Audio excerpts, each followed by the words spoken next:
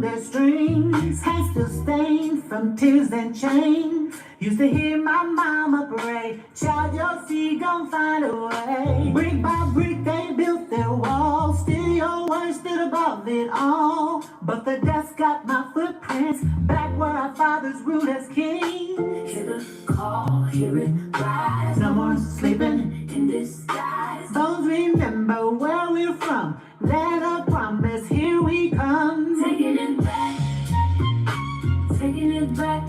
Land and crown, we're taking it back. Taking it back, taking it back. Hear the sound, hear the sound. We taking it back, taking it back. I've seen the graves with the broken bone, names of the lost carved into stone. But your mercy kept a hidden flame, burned through 400 years of blame. Now your daughter sing in the open air, feet on the ground, no fear, no fear. Every book has a story to tell, and every lie just fell and fell. Call, hear it rise, no more sleeping in disguise. Bones remember where we're from, land of promise, here we come. Taking it back, taking it back. Land and crown.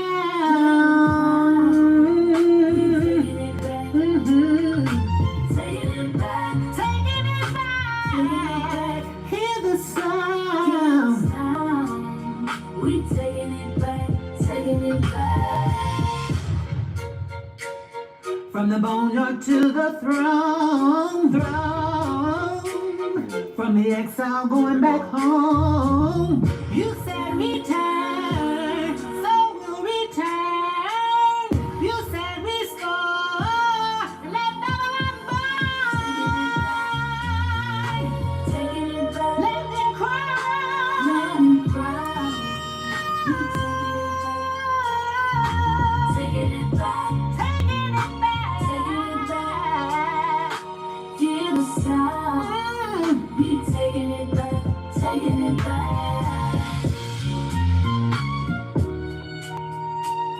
All praises to the Most High, all praises to the Most High.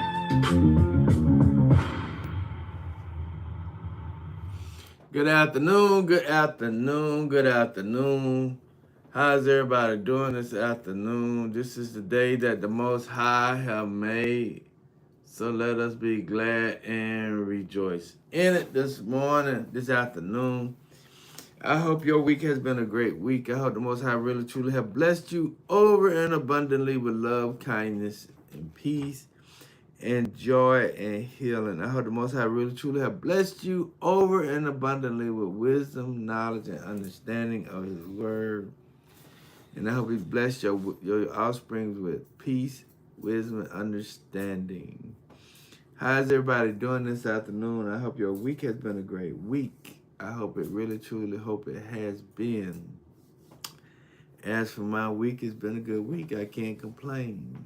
I needed some time off, so I took some time off and went on what they call a vacation. I vacated the premises for a while. So I'm just not getting back. Got back yesterday or Thursday night, but I'm ready to go today. I went on vacation and I learned a lot, right? And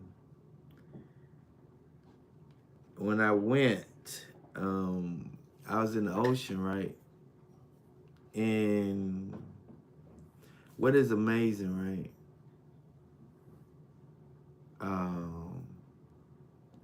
I was feeding fish with pieces of bread in the water.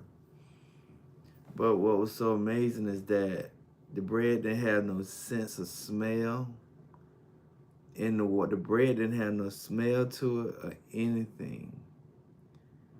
The only thing I was doing just dropping little small bits of pieces of bread in the water. And the fish came around me as if they knew what I was doing and knew that I was feeding them with the bread. And that was so amazing because the simple fact is, the Father said, my sheep will hear my voice. And those fish came around like they knew what I was doing. They knew what I was doing. They knew how I was doing it. And all of those things. And I fed them for about 10 to 15 minutes, just bread and water. And the bread didn't have no smell to it. It wasn't bleeding or nothing, but they knew that that was food to eat from the man. But I had a great week. I just wanted to say that to you, us as people, right? In the season that we're in, we got to know how to hear the Father's voice. Just like this, I had a little reaction to something yesterday, and I'm getting some little small bumps on me. And I said, Father, what is it? And the Father said, oh, your body is just pushing out what's inside of you. Your body is just pushing out what's inside of you. So that made me feel a whole lot better about whatever I'm going through this morning. And I'm really not going through anything. It's just that my body's just pushing out the unnecessary stuff that needs to be in the body. So let us go to Exodus chapter 20, verses 1 through 17 this morning. And it reads, and Anani spake all these words, saying, I am Yahuwah thy Anani, which have brought thee out of the land of Egypt, out of the house of bondage. And thou shalt have no other Ananias before me, and thou shalt not make unto thee any graven image or any likeness of anything that is in the heavens above, or that is in the earth beneath, or that is in the water under the earth. Thou shalt not bow down thyself to them, nor serve them, for I, Yahuwah the Anani, am a jealous Anani, visiting the iniquities of the fathers upon the children, unto the third and fourth generation of them that hate me, and showing mercy unto thousands of them that love me and keep my commandments. Thou shalt not take the name of Yahuwah thy Anani in vain, for Yahuwah will not hold him guiltless that taketh his name in vain. Remember the Sabbath day to keep it holy. 6 days shalt thou labor and do all thy work. But the seventh day is the Sabbath of Yahuwah thy Anani.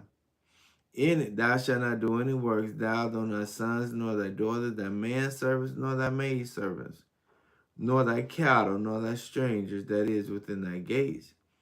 For in 6 days Yahuwah made the heaven and earth, the sea, and all that in them is, and rested the seventh day. Wherefore, if Yahuwah blessed the Sabbath day and hallowed it, honor thy fathers and thy mothers, that thy days be long upon the land which Yahuwah thy Adonai giveth thee. Thou shalt not kill, thou shalt not commit adulteries, thou shalt not steal, thou shalt not bear false witness against thy neighbor. Excuse me.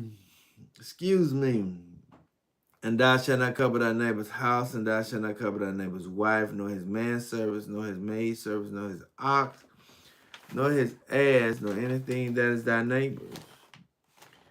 Let me pray, let us pray. O creators of the heavens and earth, of our radiance and vibrations, soften the grounds of our beings and carve out a space with us where your presence can abide. Fill us with your creativity so that we may be empowered to bear fruits of our mission. Let each of our actions bear fruits in accordance with our desires within your purpose for our life.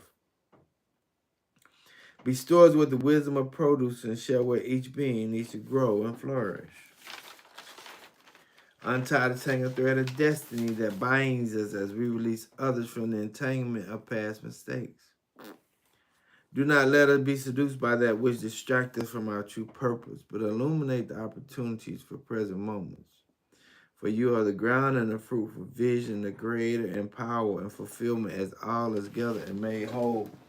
Once again, so let it be, so let it be, so let it be. Yes, yes, yes. So if you can turn to the book of Genesis.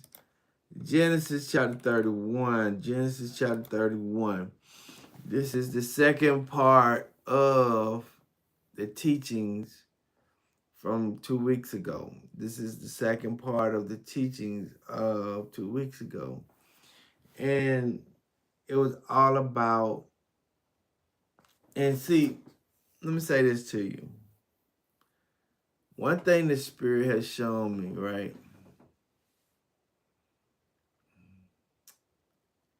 is that the divine power the Most High is very powerful. Sometimes we look at things and wonder why did these things happen this way? Why did this happen? Why did that happen? Why did this happen? Why did that happen? Right? But we got to understand that everything has to work in the order that it has to work in order for the Most High Word to be fulfilled. And some of the things that we have been through, some of the things that we're going through, it is all in the Most High's plans. And we have to understand that. We can't alleviate or we can't derail the Most High's plans.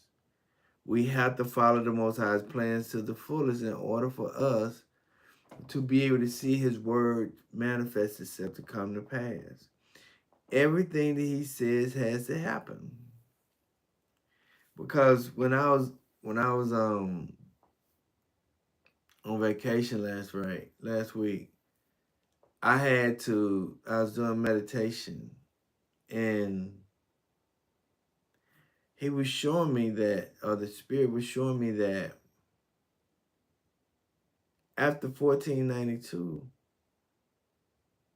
everything had to go into the plan that it had to go into with the Spanish Inquisition, where the Europeans and the Spanish had made a decree to try to conquer all the black lands on the earth, which is Africa, Canada, Australia, and Americas. Right? They had made that decree in all the islands, right? In South America. So they had made that decree because if they wouldn't have made that decree and the Most High wouldn't have put them to have those abilities that they have had for those time periods, we would not be in the situation we're in today. The world would not be in the system that it is in today. But it had to take place in order for the Most High Word to come to fulfillment. And I think that's something that we got to digest and understand. Even what we get ready to go through right now, it's all been manifested. It all have been spoken beforehand. So even when we're looking at the book of Genesis and when we're looking at Jacob's life, Jacob had to go to Laban in order for him to be able to get his two wives, in order for them to have the two children, in order for him to be, for the 12 tribes of Israel to manifest itself. All those things had to take place. Esau had to sell his birthright. All these things Esau had to be mad with Jacob because he did sell his birthright to Jacob, and then wind up going to Laban, and then he's staying with Laban for 20 years or whatever the case may be, and then Laban getting upset with him, so he had to go back to the promised land. All these things had to take place so that the Most High Word come to fulfillment. And even when we look at our society today, right? Even when we look at our society today, everything that we see in our society today has to take place. It cannot be alleviated. It cannot be derailed. It has to go through. The microchips have to come into play. Technology have to come into play. All these things have to take place in order for the word of Yahuwah's word to be fulfilled.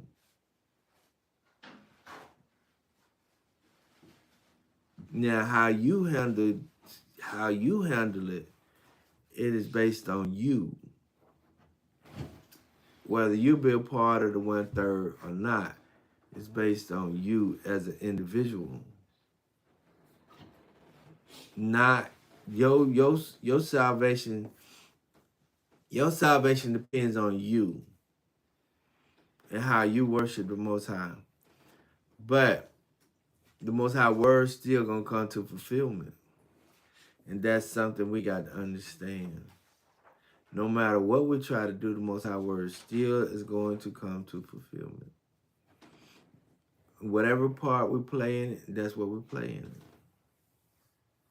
So now when we're looking at chapter 31 in Genesis, this is after the fact that Jacob asked Laban, can he leave? Can he take his wife and his children and leave? And the reason why he had to do that is, hold on. Let me go ahead and I'm jumping. But okay, Genesis chapter 31, verse 1 through 13, but the key verse is verse 3. The key verse today is verse 3.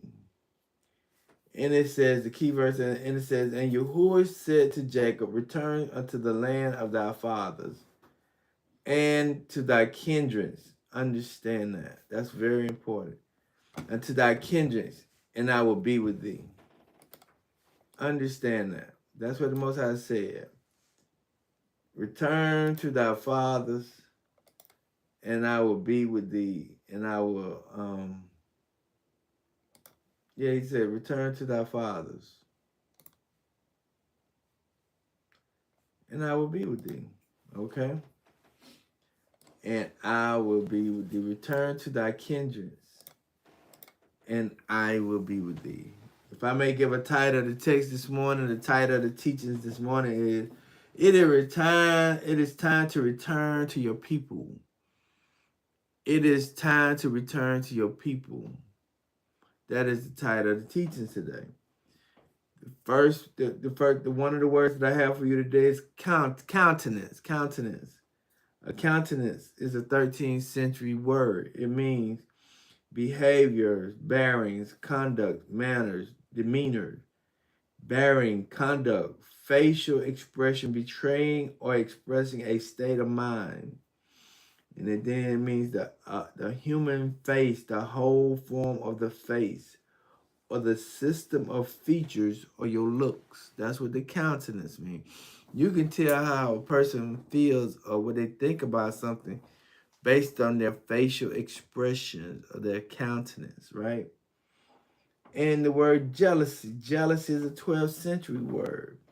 And jealousy is an awakening by whatever may exalt others or give them pleasure or advantages which we desire for ourselves. Jealousy means suspicious. That's what jealousy means, suspicious. You're not really, but it also means from the Most High's point of view, he's angry. Jealousy means angry.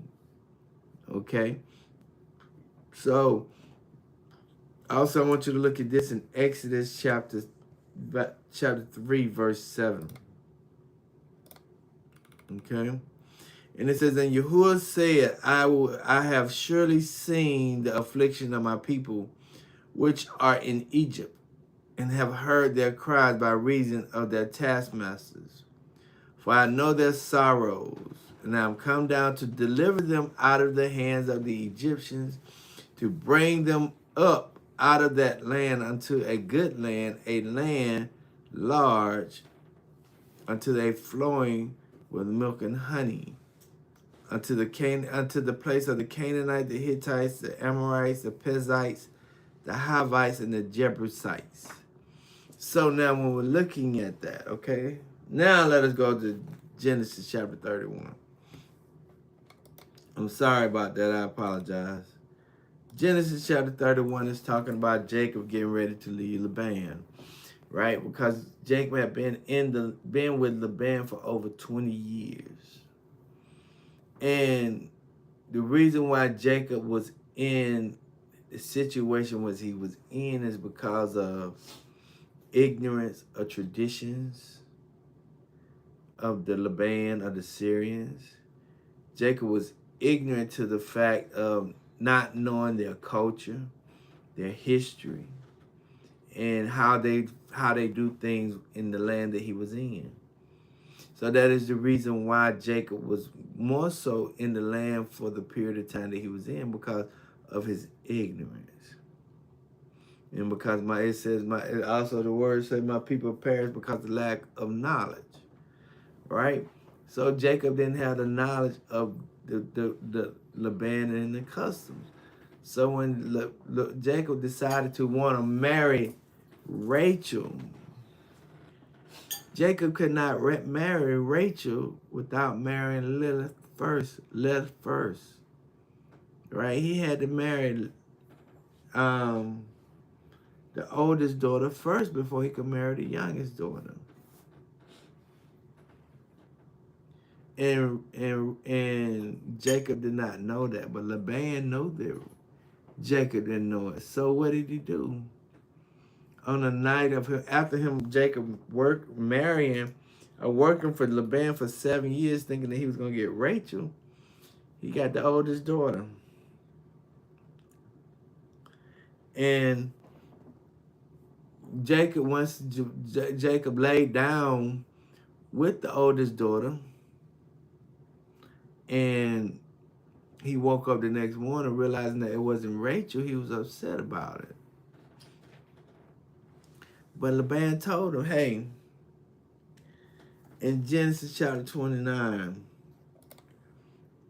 verse 23 through 26, it says, And it came to pass in the evening that he took Leth, his daughter, and brought her to him, and he went into her. And Laban gave unto his daughter Zophar, his maid for an handmaid. And it came to pass that in the morning, behold, it was left. And he said to Laban, What is this thou hast done unto me? Did not I serve with thee for Rachel? Wherefore then thou hast beguiled me. He said, You would trick me. And Laban said, It must not be so done in our country to give the younger before the firstborn. See, the oldest daughter had to be married out first before the youngest daughter, because if the youngest daughter got married out first, it would appear as if the oldest daughter had some deficiencies or something was wrong with the oldest daughter. So they could not allow that to happen in the country or in their family traditions. It was always customs that the older get married out first.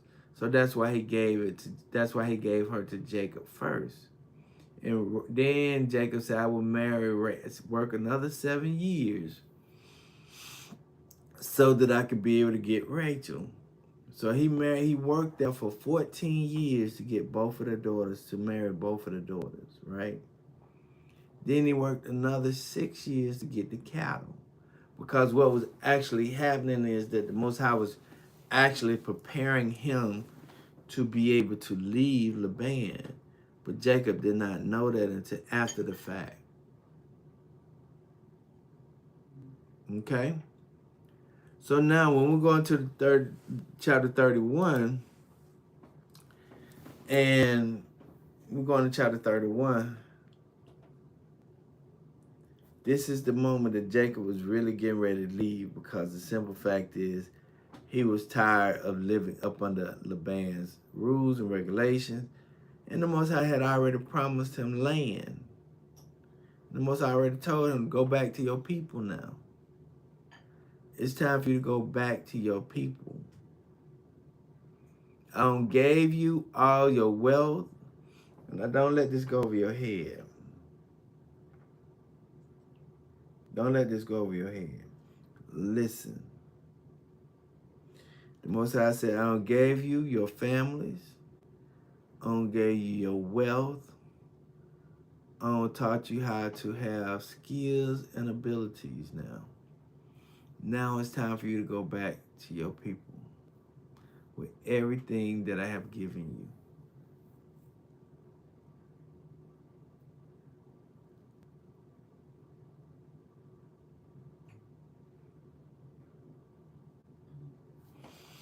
What has been happening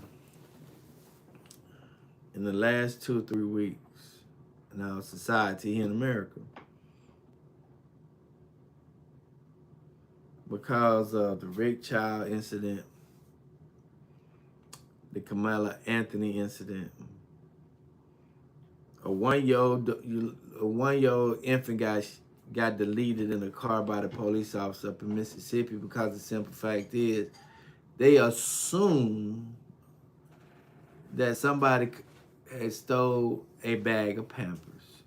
And the police shot into the car, wounding the mother and deleting the child, which was 1 year old, because they assumed that the mother had stole a box of Pampers.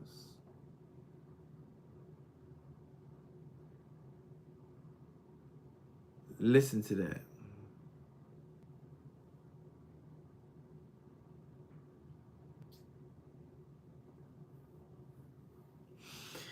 So that is the reason why things are happening. Even when you look at the nail salons, the hair salons, and all these Asian stores, when our people go into these Asian nail salon, they'll make the Hebrew or the black people pay first before they even get services, so that they can't run out the store and not pay for the service, even though African American contribute to about $800 billion into that industry.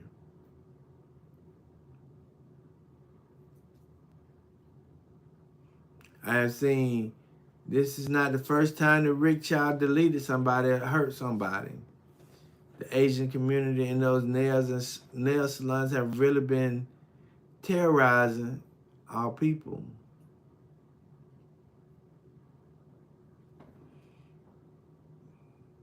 So that was the main reason why the Most High wanted Jacob to leave Laban, because of the mistreatment of how Laban was treating Jacob.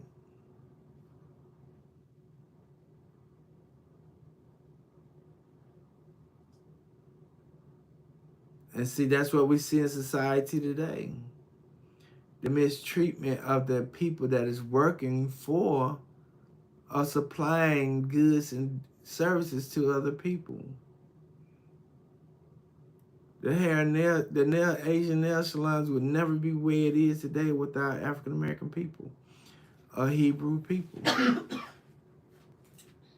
They would not have the economy. Their children would not be driving in the cars that they're driving. They would not have the lifestyle that they have without African American or Hebrew people.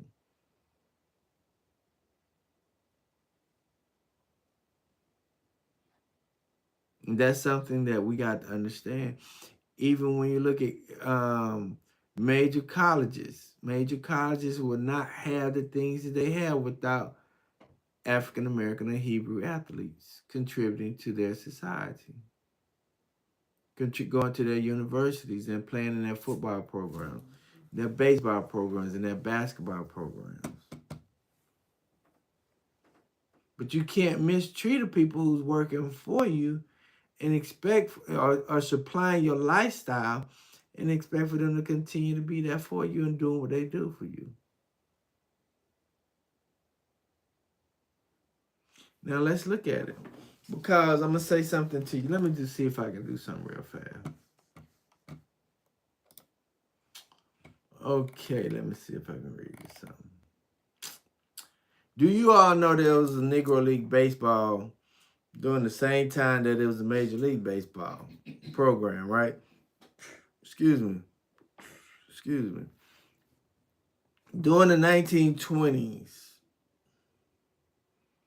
the Negro League was playing as well as the Major League was playing, right? And the 20s was a difficult time period because we was going through the Great Depression and all of those things, but the Negro League baseball program was still making they was doing very well in the process of depression, because the simple fact is it was segregated at the time. So blacks had to support their own baseball teams in their own baseball towns. They had to support everything that was going on majorly with their people. And Europeans had to support their own going on with their people. Right? So what actually happened is because Major League was losing in financial contributions from they could not afford, and I want you to hear me on this. Listen to this. Major League Baseball could not stay afloat without African American people. They had to pull a trick called integration to be able to grab the black dollar in order for Major League Baseball to continue in the way it is. Without the black dollar, major leagues in America would have failed if they weren't integrated.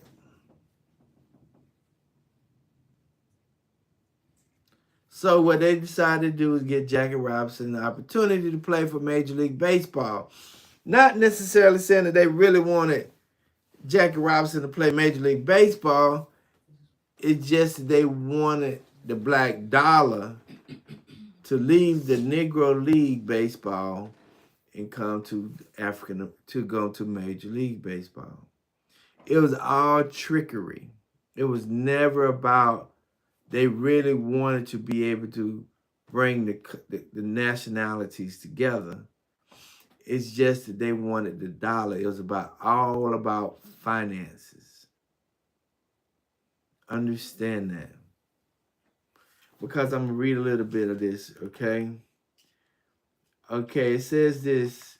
It says the Negro League complete coverage. Gates' family business managed to survive long after Robinson left the Negro League for the Major League.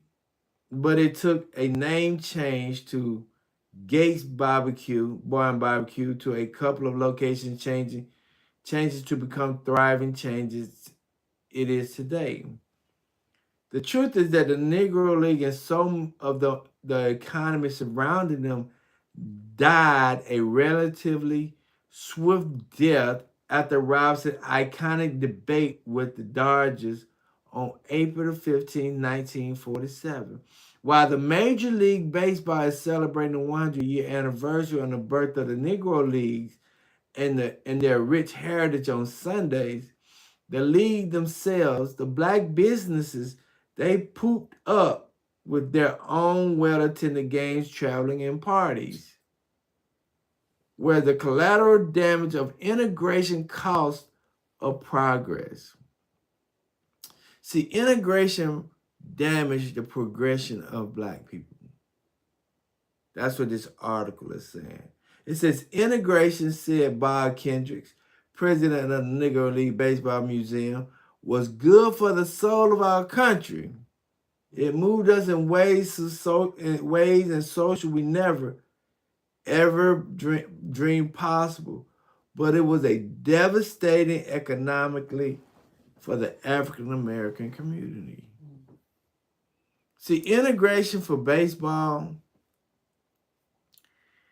and the businesses surrounding the baseball damaged the black community, because what it did was it took money out of the African American community and it pushed it to the business that was functioning around Major League Baseball.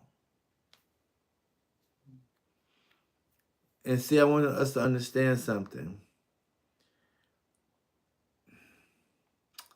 I hate to say this, but I'm going to say this. Money runs this world.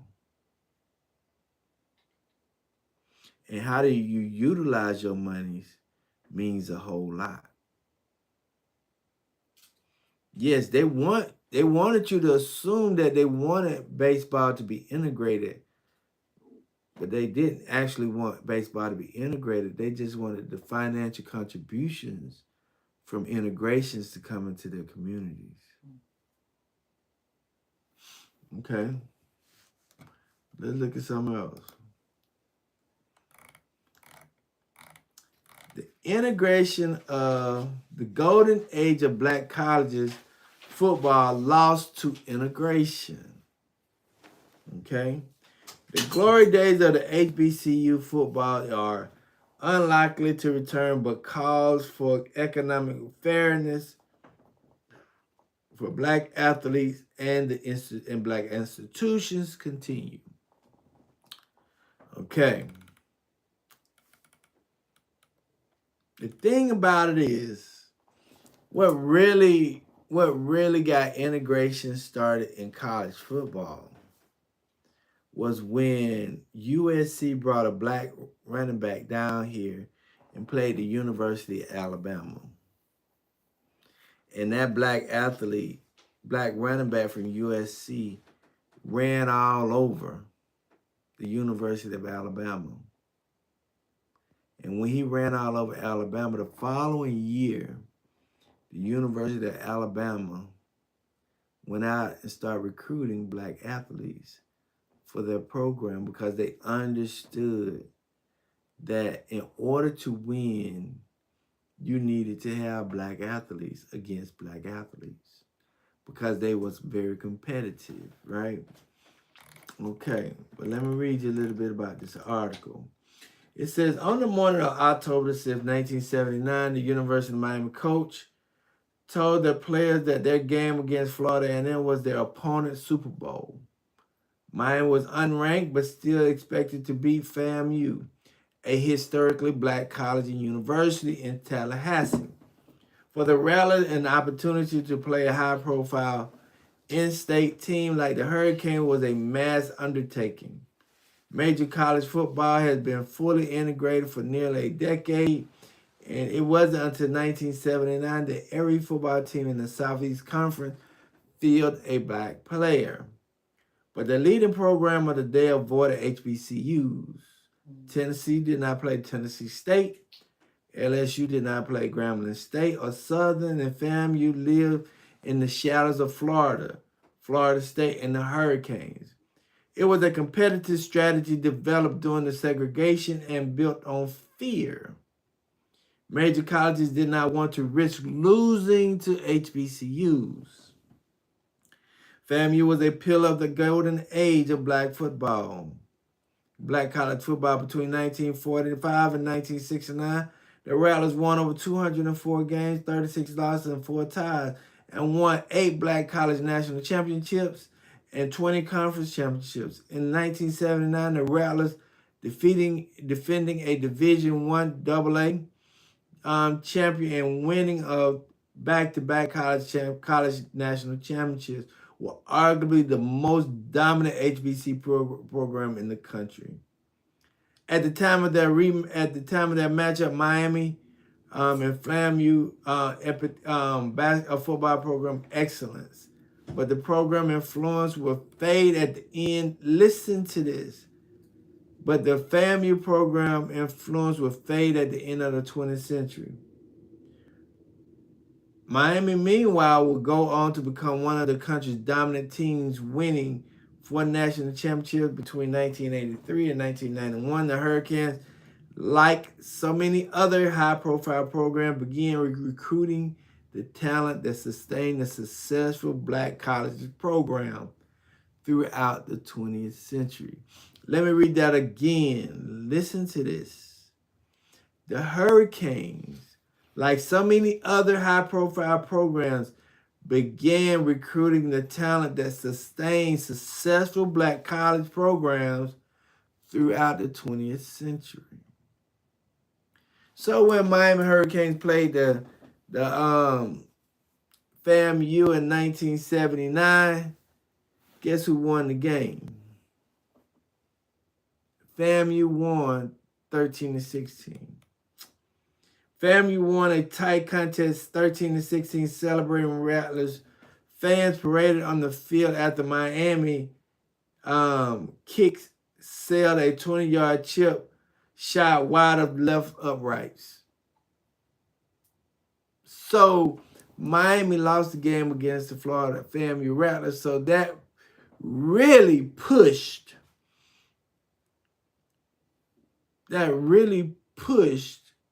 major colleges to go recruit black athletes because they understood the abilities of black athletes.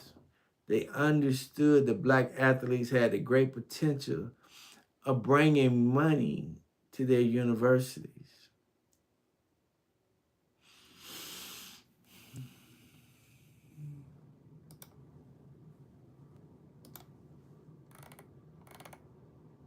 How desegregation and integration hurt the black communities? The fight for black American civil rights is a cornerstone of U.S. history. It is defined by courage, sacrifice, and relentless pursuit of justice. Yet, examining the result of desegregation and integration reveals a flaw, a problem. What aims to unite and empower may have weakened the black community in an unexpected way. Desegregation aims to end racial injustice, but its long-term effects raises doubts. Was the price economically, social, and culturally too high? This does not diminish the civil rights movement's great victory. It invites an exploration of its unintended consequences. Was desegregation worth it in the long run? Let's examine key areas where integration may have done more harm than good. Before segregation, black communities thrived. They were resilient and innovative despite systematic oppression. Black-owned business flourished, providing goods and services and employment within the community. The black dollar circulated many times, 28 to 58 times in the community. Before it left, it built wealth and fueled economic independence. With integration, however, many black businesses faced steep decline. Integration opened access to white-owned businesses. They often had better resources, marketing, and infrastructure. Black consumers seeking better qualities or perceived, listen to that word, perceived prestige shift their spendings. As a result, black-owned businesses vital to economic freedom began to shut down.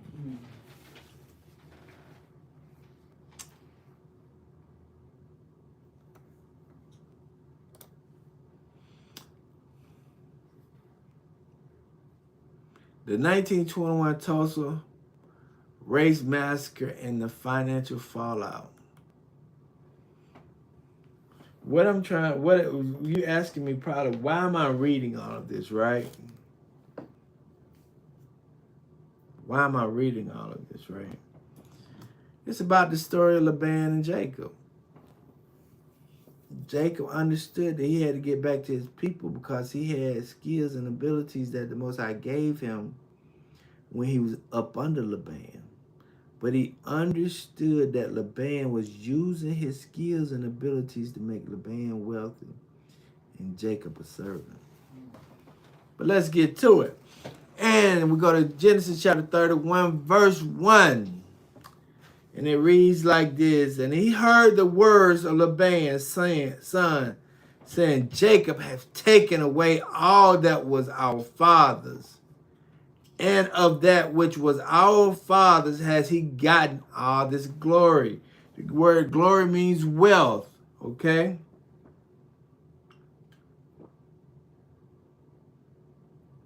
Now, Laban and Laban's family has gotten really wealthy off Jacob's skills and abilities. They have built major businesses. They have gotten several herds. They was really doing well because of the blessings of Jacob with Laban. And they understood that. That's why Laban said no. For the first 7 years, Laban saw that, man, Jacob is really making me prosperous. He's really making me have sheep and herds and goats. I'm building houses for my families. I'm getting handmaids. I'm doing all this stuff because of the blessings of Jacob. That's why it says this.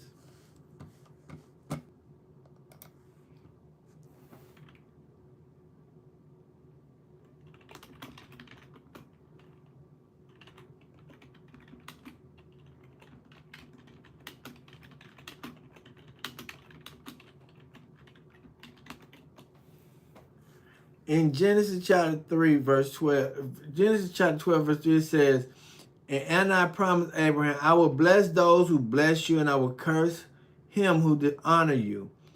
And you and all the families of the earth shall be blessed. So because of the presence of Jacob in Laban's life, Laban became to be blessed because Jacob was blessed. Understand that. Because Jacob was blessed, that means that Laban was going to be blessed. Even though Laban did some things that was out of order, even though Laban did some things that was deceitful, because the blessing was on Jacob and the blessing was not on Laban. And understand that. Listen to that. Because when Jacob goes into these nail salons, the nail salons get blessed because Jacob is blessed. Because Jacob goes into the restaurants are blessed because Jacob is blessed. The restaurant is not blessed because the restaurant is blessed. The restaurant is blessed because of the consumer that goes into the restaurant. Understand that. And Laban and his son understood that if it wouldn't be for Jacob, we wouldn't have what we have. Listen to that. Most massacres that happen in the United States of America never happen because of a woman. That's what the illusion states, that yes, most massacres happen because of, the one in Rosewood, because they said a woman was touched by a black man, or Tulsa, Oklahoma. No, it wasn't because of that. That was just a cover up to say, we want to go get these people's properties. We want to go get these people money. We want to go get everything that these people have because they are prospering without us. Understand that. We are living across separate train tracks. The train tracks separate us from one economy from the other. But when you look at how people are living, the people in Tulsa was living so much greater and better than their counterparts. And their counterparts, don't think that their counterparts was not watching and paying attention to the situation and saying, how can these people be living? How these people can have movies and hotels and businesses and banks? They got restaurants. They got hospitals. They got all that. They got over $200 million. They living better than we are. Don't think that people are not looking at you economically and saying how they're doing it. And what can I do to get them to I need to get what they got. And that was Laban's mindset, because listen to it. And he heard the words of Laban's son saying, Jacob has taken away all that was our father's. You didn't have nothing, Laban, until Jacob got there. Then it says, and of that which was our father has he gotten all this wealth. No. Laban didn't have nothing until Jacob got there. He had a little bit. Jacob increased Laban's fold 100 times. And Laban and the child knew that. And see, don't think that your counterparts don't know the financial impact that you bring into their communities. That's why everybody's upset now, because people want to protest against the Asian stores. Don't think that people are not upset because you wanted to take your dollars back to your own people. Because if you decide to take your dollars back to your own people, you're impacting their livelihoods, their kids' livelihoods. You're impacting their education. You are impacting everything about their lifestyle. And they don't want that. They will be willing to do whatever they have to do to stop it. That is the anger that is in Laban. That is in the anger that is in society, because the simple fact is people now are seeing that you may understand the true understanding of the power of the dollar and the impact of the power of the dollar. And see, now when you truly understand the impact of the power of the dollar, you can be able to control it and utilize it in the manner in which you want to. And it's nothing that they can do about it, because that's your money. And you can spend it how you want to spend it, the way you want to spend it, the way you want to spend it. And they can't nothing and nobody do anything against you. And see, that was the struggle with Laban, because Laban was saying, now, if this man leave me, he taking all his wealth away from me. That's what Laban is saying consciously. Laban is saying, how can I stop this man from leaving me? I tricked him the first time with my first daughter, Lilith. I tricked him with that one, so he had to work another 7 years to get the one he wanted. Now, after them 14 years, now how can I trick him to stay for another 20 years? For another 7, 8 years? Because I need to live off this man. Because he's bringing me prosperity that I never had before. I want you to listen to that. Consciously listen to that. Because we're actually going through this today. I was listening to a guy, because NAACP is saying that they want black African American athletes to not participate in colleges that go to the SEC program, or the states that are supporting getting rid of the 13th and 14th Amendment, right? But I heard European commentators come on and say, hey, the average football athlete that go to a HBCU, only 13% of them graduate. They only gonna try to bring out the negative side of attending an HBCU. But they're not telling you when they go to a major university, they only probably major in PE or education. They're not going to tell you that these athletes graduate from psychology or being an engineer, or being a doctor, anything like that. They're not going to tell you that. Majority of those probably athletes graduate with education, a Bachelor of Education degree, where they can work in the school system. That's how they're not going to tell you that.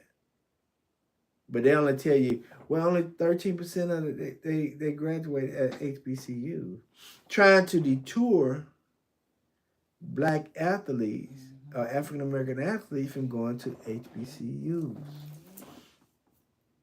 Because they understand the impact of the dollar bill. And see, that's Laban's thought process. Laban said, hold on now, we can't let that money maker go. We cannot let this money maker go. Because Laban was wealthy because of Jacob. And let's go to Genesis chapter 45.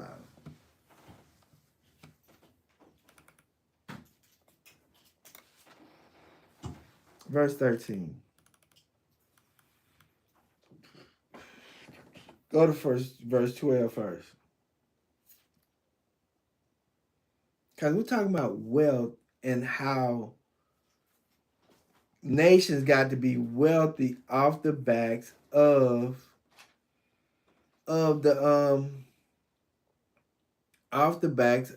Hebrews. In Genesis chapter 45, verse 12, it says, and behold, your eyes see, and the eyes of your brother Benjamin, that is my mouth that speaketh unto you. and ye shall tell my family of all my glory, all my wealth in Egypt, and all that ye have seen, and ye shall haste and bring down my family hither. See, Jacob was wealthy in Egypt. Joseph helped Egypt to become more wealthy because of his abilities and his skills that he had. Without Joseph, who knows what Egypt would have been?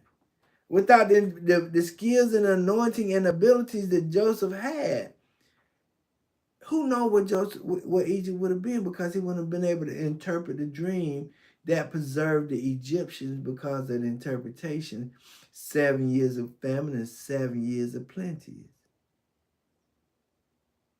See, Joseph helped Egypt become the country or the nation it became. Okay? Let us go to Job chapter 31. And this is something that we have to give ourselves more credit for. Verses 24 and 25 in Job chapter 31. See, and this is what we got to do. This is something we have to understand. And we have to look back in life, because I talked about the inventions that we had made. Without the inventions, the world would not be in the situation it is in today. Not just the United States, the world as a whole would not be in the situation it's in today, because of the simple fact that if we created the stoplight, right?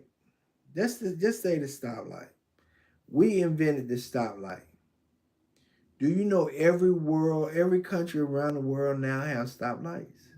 And without that one invention itself, people would not have a stoplight. And I can go on to many more. First open heart surgery was done by an African American person. The contributions that Jacob has made for the world, it has made the world be the way it is today. And without those contributions and wealth, they would not be wealthy. Without those abilities, they would not be wealthy. Just like when we was in the Bahamas, right? And my wife, go get your candy from downstairs. You don't mind, please. We was in Jamaica. I'll go down there and get it. Hold on, I'll be right back. It's two. It's one in the refrigerator and one on the thing.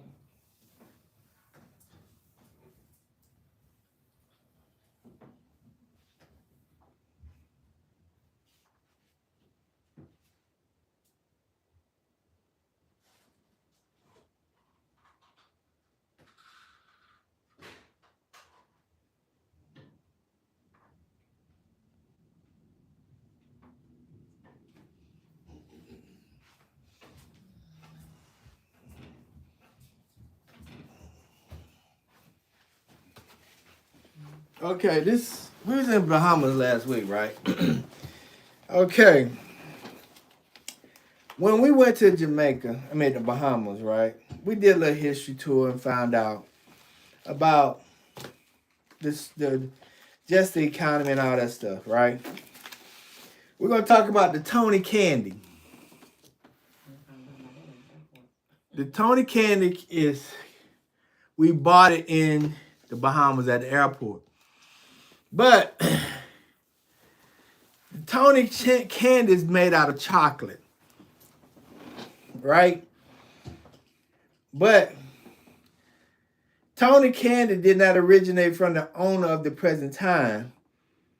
Tony Candy was sold to the original owners. And the original owners was Africans. And because Tony, the original owner now, the owner now, he was so inconsistent and persistent on buying that candy from the original African, that he was willing to do whatever he had to do to get the recipe so that he could be able to have that product. See, this candy here is originally is from an African man. But now the guy who owns it now is European because he was so persistent in getting the recipes. Do you think that Kentucky Fried Chicken actually came from the Colonel? Do you really think that? Laban was upset because the simple fact is his wealth was gained from Jacob. And now Jacob is wanting to be free and delivered from Laban. Look at our society today and how we're trying to really break free from oppression. And how the oppressor is getting upset because he don't want you to break free because of the simple fact that he will lose all his wealth. That's what the situation with Laban. Joseph made Egypt, okay? Let us go to Job chapter 31, verses 24-25. If I have made gold my hope, or have said to my fine gold, thou art my confidence. If I rejoice because my wealth was great, and because my hands had gotten me much. See, Job was rich. Job was wealthy. And see, the Most High had to script Job of that to let him know that, hey, you ain't getting it. I gave it to you. That's why Job went through the things that he did, because the simple fact is Job, he put more confidence in his physical and tangible things of the world and not in the Most High, even though he was an upright person. But the Most High still had to take him through things in order to strip him from things. Okay? Then let's go to Matthew chapter 4. Because I want us to understand something. If it wouldn't be for us, the world would not be the way it is today. That's right. If it would not be for the Hebrew people or the African American people or people of color today, the world would not be the way it is. Even the light, electricity, the light bulb. We have helped the whole world have light. Understand it. Matthew chapter 4, verse 8. It says, and again, the devil take him up into an exceeding high mountain and shewed him all the kingdoms of the world and the wealth of them. And said unto him, all these things would I give thee if thou wilt fall down and worship me. See, Laban wanted Jacob to continue to work for him and stay there with him. But no, it was already prophesied that Jacob had to leave Laban. See, the hard part for reality for some people is that you're going to have to get out of here. And then ain't nothing you're going to be able to do about it, because the Most High is not going to continue to allow people to be wealthy off of you. Even when I went to Jamaica, the Indians are living good off of the people in Jamaica. The Asians are living good off the people in Jamaica. Even when you look at us in America, everybody's living good off us in our communities. And see, the Most High is tired of that. He's not going to continue to allow it to happen. That's why these movements are happening where we're not participating. Just like I was looking at the other day. Yesterday, a guy was in a subway. Indians own the subways. And I don't have anything against them, but now they're trying to charge, the subways owners are now trying to charge people 50 cents to toast bread when it was naturally given. But they're not realizing that The people who's patronizing their stores is the ones that's feeding their children, sending their children to colleges, letting their families have the lifestyle that they have. That's what they don't consciously understand. I got to, even though I'm going to mistreat these people when they come in here and patronize my store, even though I'm going to do these people this way, they are still supporting my family. How ludicrous is for you to mistreat somebody who's patronizing your stores and making you and your families wealthy?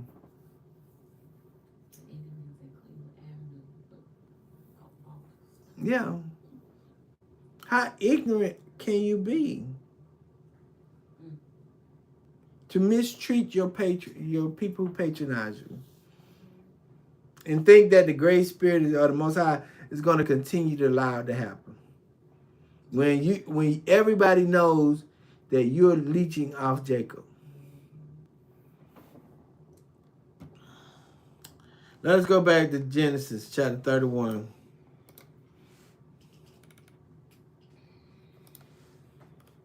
Let's go to verse 2. And see, you can tell how people feel about you on how they look at you. And Jacob beheld the countenance of the looks of Laban, and behold, it was not towards him as before.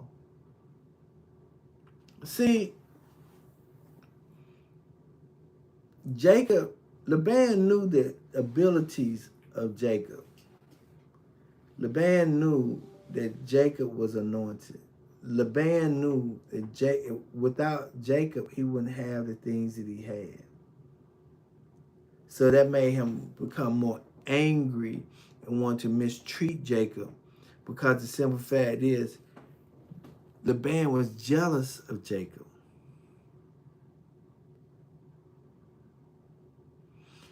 But Laban didn't know that Jacob had by the neck, because he controlled Laban. Jacob controlled Laban's wealth because of his skills and abilities.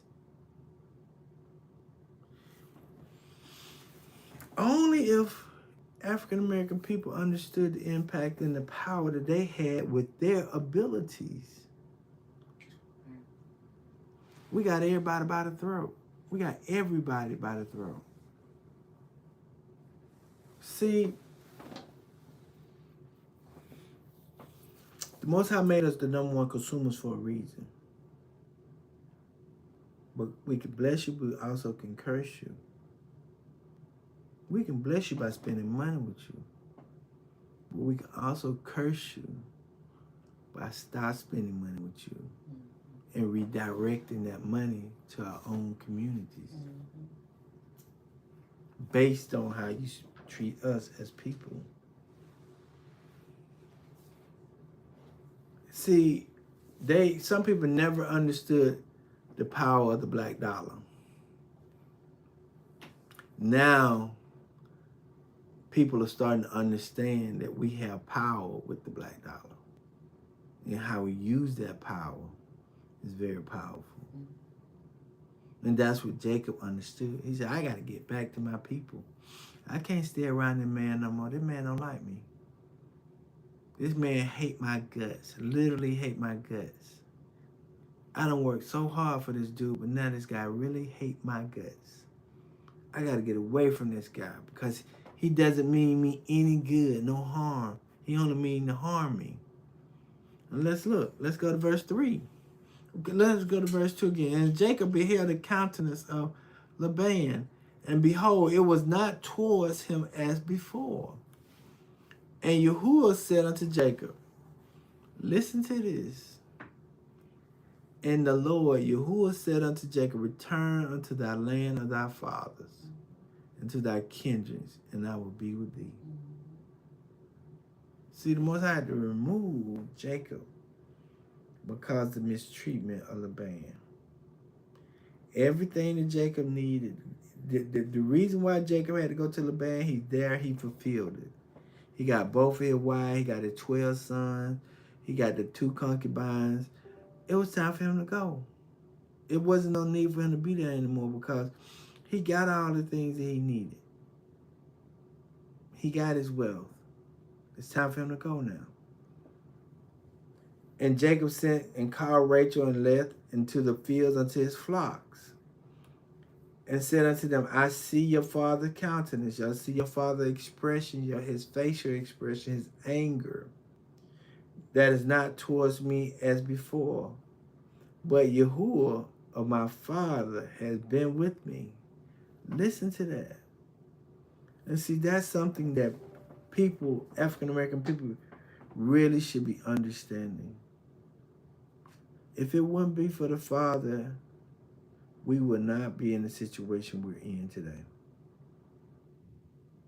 You have a people, let me say this, you have a people who have been oppressed, just say for 250 years. You have a people who've been experimented on for over 200 years. You have Jim Crow. You have had black codes. You have had all these things happen to these people. You have segregation. You have had drug infestation. You have had syphilis experiments done on people. Listen to this. Every time somebody catch a cold, we catch the pneumonia. But the Most High has still allowed these people to generate over $1.9 trillion worth of income. And if we decided, listen to this number, if we decided to bring our economic power together, we'd be the 9th largest economy in the world. Through all the stuff that we as a people have been through. We have been through racial discrimination. We've been through burnings. We've been through alligator bait. We've been through lynchings. We've been through massacres. We've been through human experiments.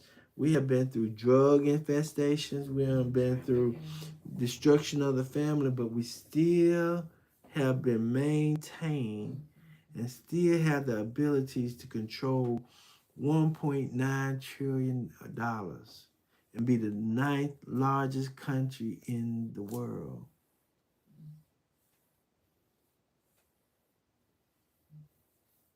Understand that. And the only way we have been that way is because the Most High have been with his people. We're one of the smallest populations in the United States of America, but still generate 1.9 trillion. But we got everybody by the throat and don't nobody realize it. If we wanted to shut everybody down, we can do it overnight. We would not have no unemployment. We would not have no nothing, because the simple fact is we can just redirect our funds into our own community.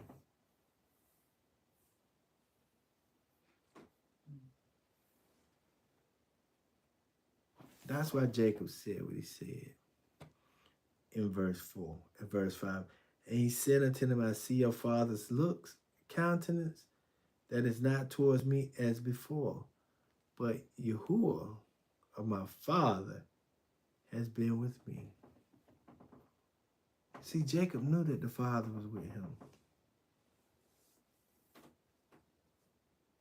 Jacob knew that. Laban knew that. But it was at a specific time that they know they had to leave.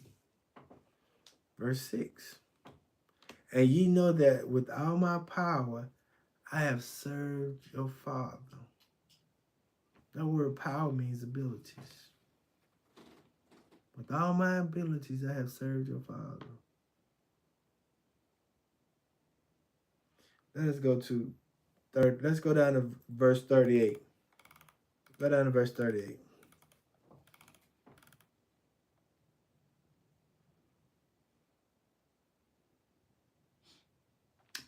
This is what Jacob fingered to say. This is what Jacob experienced. And I want you to listen to this. This is what Jacob said, and this is what Jacob experienced. This 20 years have I been with thee. Thy she goats have not cast their young. The rams of thy flocks have not eaten. Listen, that which was torn of beast, I brought not unto thee. I bear the loss of thee. I bear the loss of it. Of my hand did thou require it, whether stolen by day or stolen by night. Thus I was in the day, drought consumed me, the frost by night, and my sleep departed from my eyes. Thus have I been 20 years in thy house. I served thee 14 years for thy two daughters, and 6 years for thy cattle. Thou hast changed my wages. Listen to this. Thou hast changed my wages 10 times. You don't even want to give me equal justice on pay. Except the God of my fathers, the Abba of Abraham, the fear of Isaac has been with me. Surely thou hast sent me away now empty. Adonai has seen my afflictions and the labor of my hands, and rebuked thee yesternight. See, when we look at the story of this, it's Laban mistreating Jacob for his material gain. He said, I don't work day and night. I don't took losses for you. I don't took hardship for you. And you still has the point. You has the attitude to want to mistreat me. I did all these things for you, but you still have the attitude to mistreat me and hate me because of what? I ain't trying to do nothing but be good by you. But in the midst of Jacob going through that, he got abilities. He learned how to deal with sheep. He learned how to raise goats. He learned how to be successful in the agricultural field.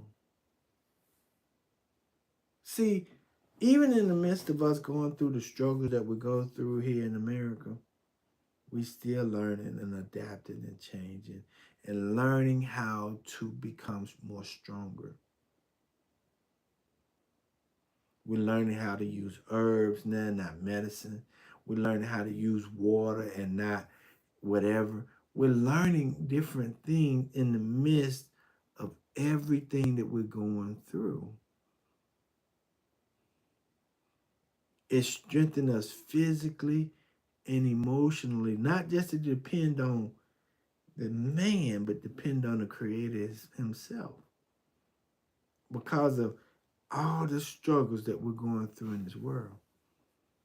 I said, that's what Jacob was talking about. He said, Laban, you done took me through some stuff, man, but the Ananiah, my father, is still with me.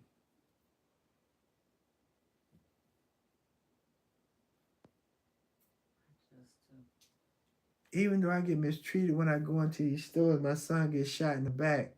We get falsely accused of stealing, so you delete my baby. You still making me stronger. Yeah. No weapon formed against me shall prosper. That's what we're saying. No matter what you try to do to me, we still gonna prosper, Laban. Let's go to Exodus chapter 12. 35 through 42.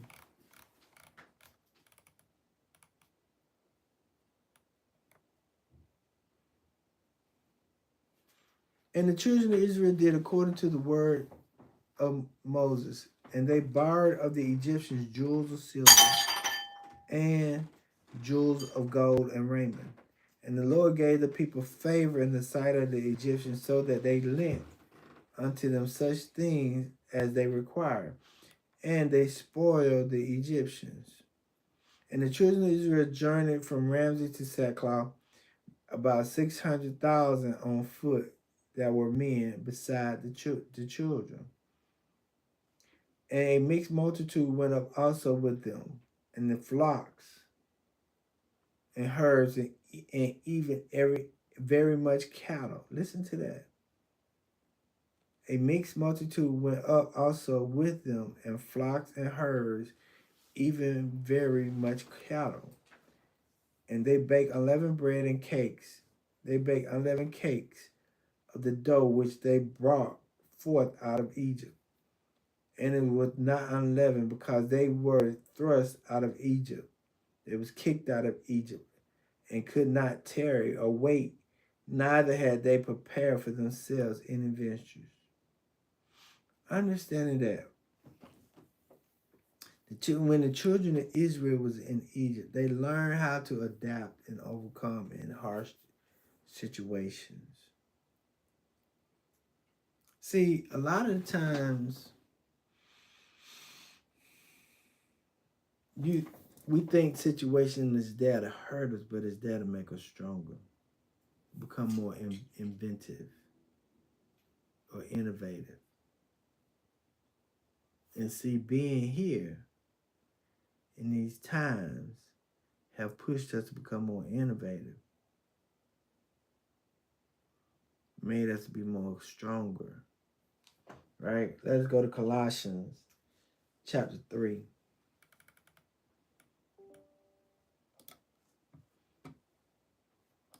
Verse 22 through 25.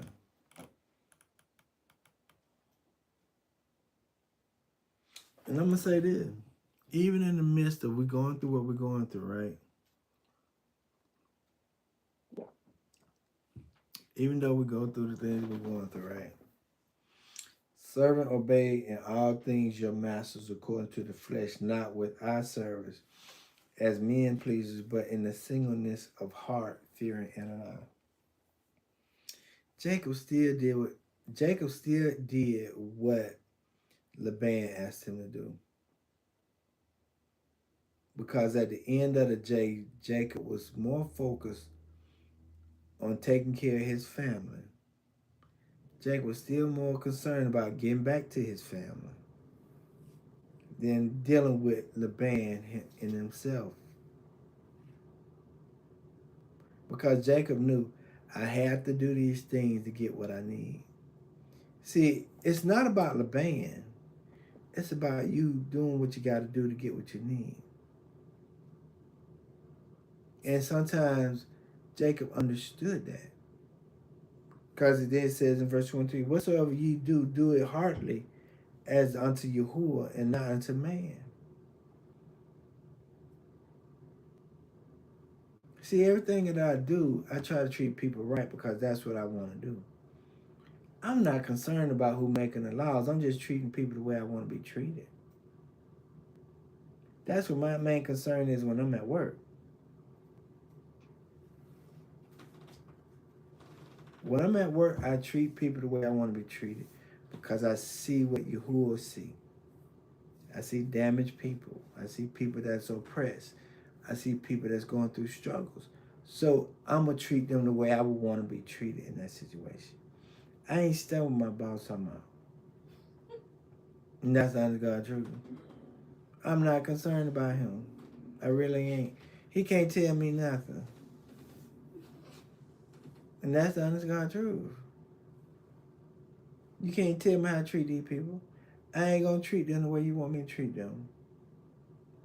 I'm going to be the way the Most High want me to be. And if you don't like it, oh well. But let us go back to Genesis. Chapter 31. And I'm about to finish. Verse 7.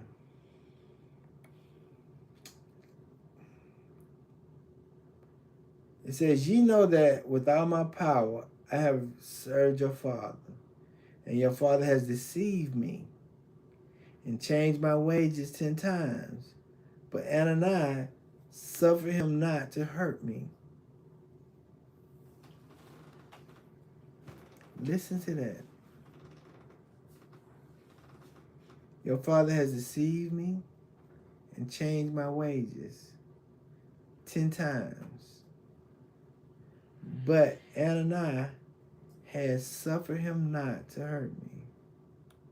If he said this, the speckle shall be thy wages, then all the cattle bear speckles. And if he said this, thy ring strake shall be thy hires, then bear all the cattle ring strake. Thus Ananias has taken away the cattle of your father and given them to me. The only reason why the Most High taken away the cattle from Laban and gave it to Jacob, it was because of how Laban treated Jacob.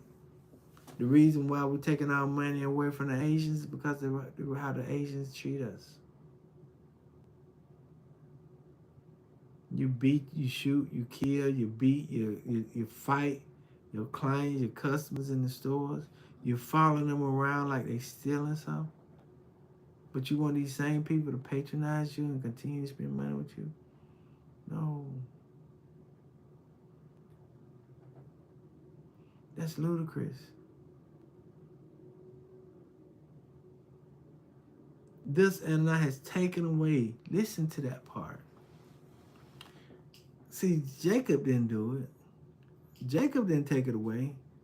Thus, Ananias has taken away the cattle of your father and has given them to me.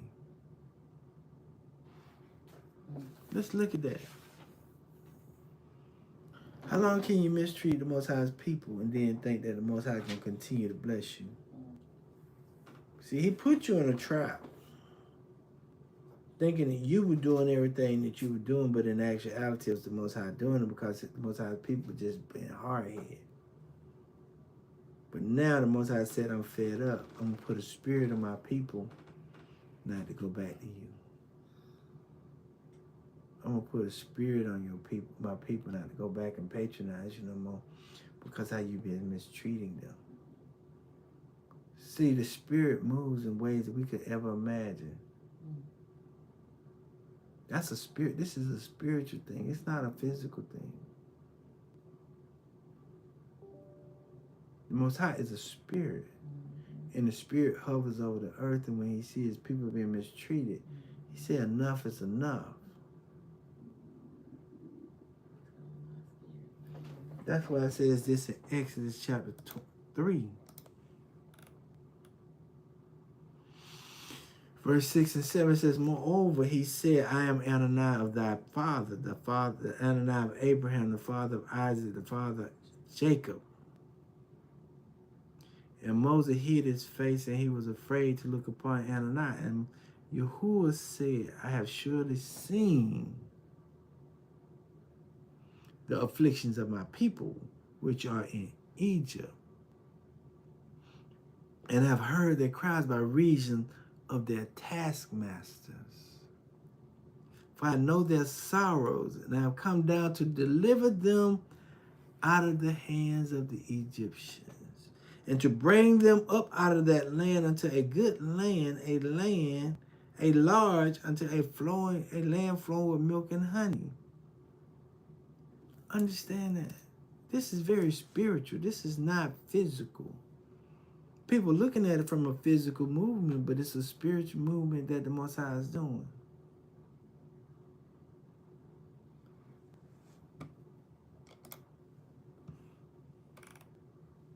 I'm not done. What we see going on the face of the earth today is all about the Most High. It ain't got nothing to do with us. The Most High is giving people abilities to create wealth. They just got to return back to their people and start generating that wealth through their abilities. Verse 10. And it came to pass at the time that the cattle conceived that I lifted up my eyes and saw a dream. I saw in a dream, and behold, the rams which leaped upon the cattle were ringed straight and speckles and grassly. And the angels of Yahuwah spake unto me in a dream, saying, Jacob. I said, here am I. And he said, lift up thy eyes and see all the rams which leap upon the cattle. Speckle, for I it said, for on the cattle, for I have seen all that Laban does unto thee. Listen to that. For I have seen all that Laban have done unto me, unto thee. So you don't think this is a spiritual movement? I am Yahuwah of Bethel, where thou anointed the pillow, and where thou vows a vows unto me. Now arise, get thee out from this land, and return unto the land of thy kindred.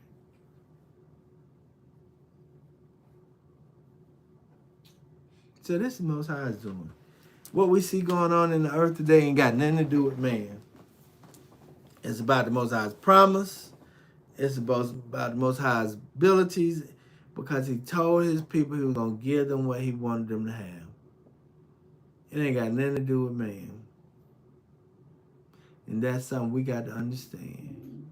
Because he said, for I have seen all that the band does unto thee. So you don't, if he's seen that, you don't think the Most High see everything else going on in the world? You don't see how everybody else is mistreating his people? And you don't think he gonna stop his people from going and patronizing these people's store because he gonna break their financial wealth, their stronghold? Because we don't really need to go to Subway, because the simple fact is we can make Subway at home. And we can probably make it better than Subway make it. If we just took our money, our lunch to work every day, we'll break Subway. We'll break a lot of people's stores. But this is a promise that cannot be, that's gonna be fulfilled. And can't nobody do nothing about it. Laban tried, he couldn't do nothing. Nobody gonna be able to do anything about it. Let me give you one verse. Go to Exodus chapter 6, verse 8.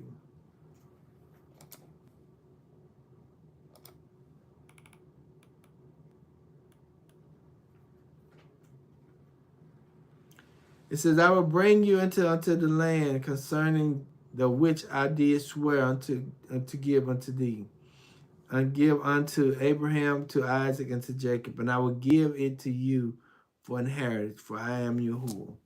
All this is a promise of freedom, liberation, financial blessings, because it's a promise that he made. And can't nobody stop him. So that concludes the teaching for today, right? I want us to understand it's time to return to your people, physically and spiritually and financially. The key verse is verse 3. It says, and Yahuwah said unto Jacob, return unto the land of thy fathers and to thy kindreds, and I will be with thee. The two words is countenance, meaning behavior, conducts, manner, demeanor. Jealousy means awakening, angry. Okay? When Jacob went to Laban, he learned how to become, he built his skills so that he can learn how to be wealthy, so they can return back to his people and help them become the same way. Because he learned it through agriculture, learning how to raise animals, learning how to make animals have babies and ones that not have babies. That was in the last chapter. He was an inventor. He learned how to make, he knew what to do to make that when the animals drunk water, they would be able to conceive. He learned all that in the land of Laban. We just got to be ready for it. All these skills and abilities that we have, we got to be ready to use them when we go home. So, Father, as we come to you today, we bless you, we praise you, we give you all the honor and the praise. Glory. Father, we thank you for everything that you have done, what you have done, what you continue to do. Father, we just thank you for just being you. We ask that you just continue to be with us as we go through the highways and byways. Father, we just ask that you continue to direct our footsteps and lead us and guide us and cover us. In your higher name we pray. So let it be. And heal our minds, body, and soul from any sicknesses.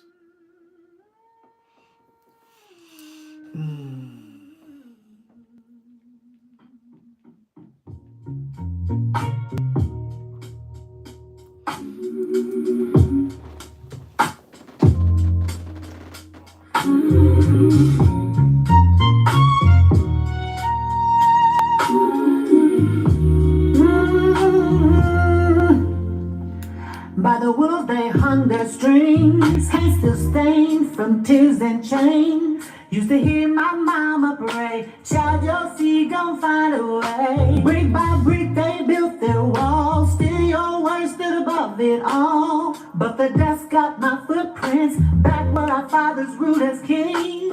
Hear the call, hear it rise. No more sleeping in disguise. Bones remember where we're from. Land of promise, here we come. Taking it back, taking it back. Land and crown, we're taking it back. Taking it back, taking it back. Hear the sound, hear the sound. We taking it back, taking it back. I've seen the graves with the broken bones, names of the lost carved into stone. But your mercy kept a hidden flame, burning through 400 years of blame. Now your daughter sing in the open air, feet on the ground, no fear, no fear. Every book has a story to tell, and every lie just fell and fell. Call, hear it rise, no more sleeping in disguise. Bones remember where we're from, land of promise, here we come. Taking it back, taking it back. Land and crown.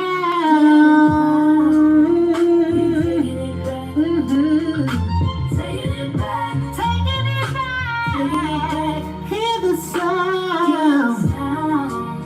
We taking it back, taking it back. From the boneyard to the throne, from the exile going back home.